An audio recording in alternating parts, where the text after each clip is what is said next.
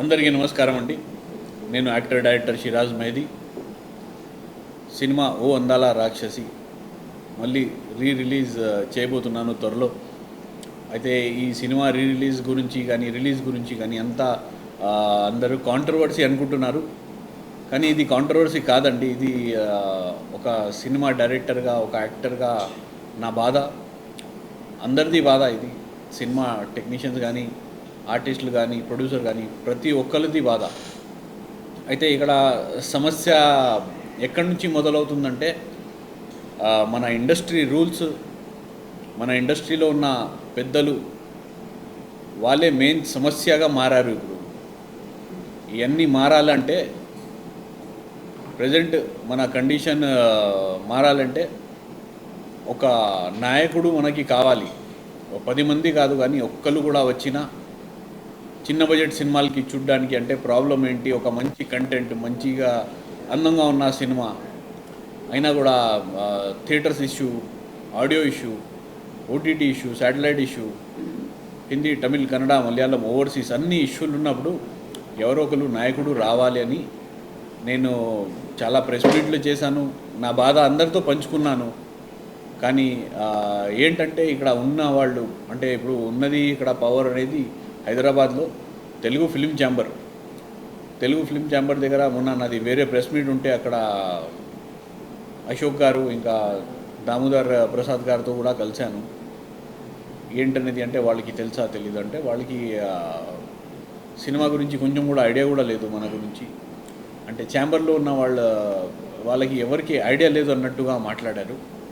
అయితే నేను ఒకటే చెప్తా అండి, ఈ విషయం అనేది ప్రతి ఒక్కరికి తెలుసు. ఛాంబర్లో ఉన్న ప్యూన్ నుంచి అక్కడ ప్రెసిడెంట్ వరకు, అక్కడ చైర్మన్, ప్రతి ఒక్కరికి నేనే నా ఫోన్ నుంచి పంపిస్తాను నా వీడియోలు కానీ, ప్రెస్ మీట్లు కానీ, కవరేజ్ కానీ వాళ్ళు ఇలా అన్నారు, పర్లేదు. అయితే నేను చెప్పాను ఇలా ఇష్యూ ఉందంటే ఏదో రూల్స్ గురించి అన్నారు. అంటే 20 థియేటర్స్ ఇస్తాం సిటీలో, అది అన్నారు.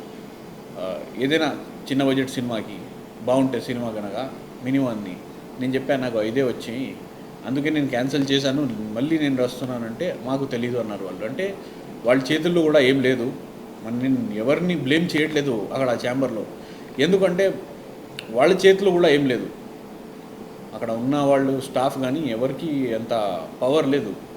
అయితే ఒక చైర్మన్గా, ఒక ప్రెసిడెంట్గా ఎవరైనా నాతో మాట్లాడాలి అని చెప్పేసి నేను చాలా ప్రయత్నం చేశాను. ఇప్పుడు ఏంటంటే ఇది ఒక పోరాటం చేస్తూ అది ఏమవుతుందంటే యుద్ధంగా మారుతుంది. ఇది ఒక యుద్ధం అయిపోయింది. అయితే అది అవ్వకూడదు. నేను మంచితనంతో వచ్చాను, మంచితనంతోనే అన్నీ అయిపోవాలి అని అనుకున్నాను, కానీ కుదరట్లేదు. ఇప్పుడు లీగల్ ఫైట్ అయిపోయింది, ఇది అయిపోయింది. ఇప్పుడు ఏంటంటే ఒకరు కాదు 100 మంది నాకు వెనకాల నిలబడ్డారు. అప్పుడు ఏంటంటే వాళ్ళు అంటారు మనం ఇది చేసేద్దాం, అది చేసేద్దాం అంటారు. కానీ నేను ఎంత స్వీట్గా, సాఫ్ట్గా వెళ్తే మంచిది అని చెప్పేసి నేను మంచిగానే వెళ్తాను. ఎందుకంటే ఇప్పుడు నాకు వెనకాల ఉన్నారు, నేను ఇది చేస్తా, అది చేస్తా అంటే అవతల వాళ్ళు ఈగో హట్ అవుతుంది.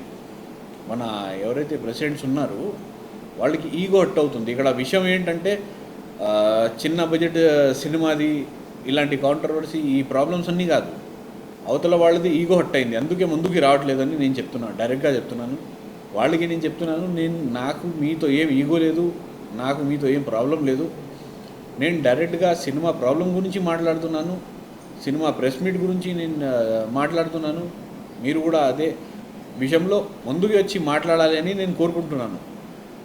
కానీ అది అవ్వట్లేదు. సరే, ఎంత పక్కన పెడితే నాది ప్రెస్ మీట్ ఇవాళ తెలుగు ఫిలిం ఛాంబర్లో యాక్చువల్గా. అయితే అక్కడ ఏంటంటే వాళ్ళు ఫస్ట్ అయితే మనకి ఏది హెల్ప్ చేయరు. అయినా వాళ్ళకి ఏంటంటే అక్కడే కూర్చొని మన తెలుగు ఫిలిం ఛాంబర్ వాళ్ళ గురించి ఇంకా దాని గురించి మాట్లాడుతారు. అయినా ఇండస్ట్రీ గురించి మాట్లాడతారు మన ఛాంబర్లోనే కూర్చొని అని చెప్పేసి ఛాంబర్ ఇవ్వటం లేదు వాళ్ళు.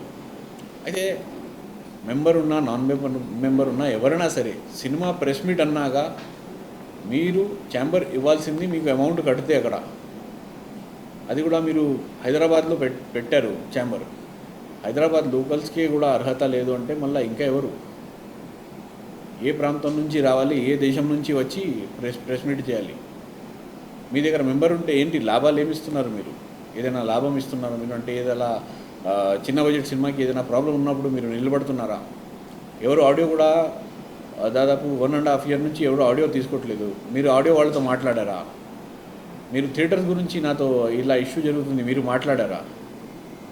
బిజినెస్ గురించి ఏదైనా ఒక్క పాయింట్లో కూడా మాట్లాడారా? మాట్లాడలేదు. అలా అయితే ఇక్కడ ఏంటంటే ఇలా ఉన్నప్పుడు నేను పర్సనల్గా నేను చెప్తున్నాను, నాకు తెలుగు ఫిల్మ్ ఛాంబర్ నాకు అవసరం లేదు. ఎందుకంటే వాళ్ళకి అంత అహంకారం ఉంది.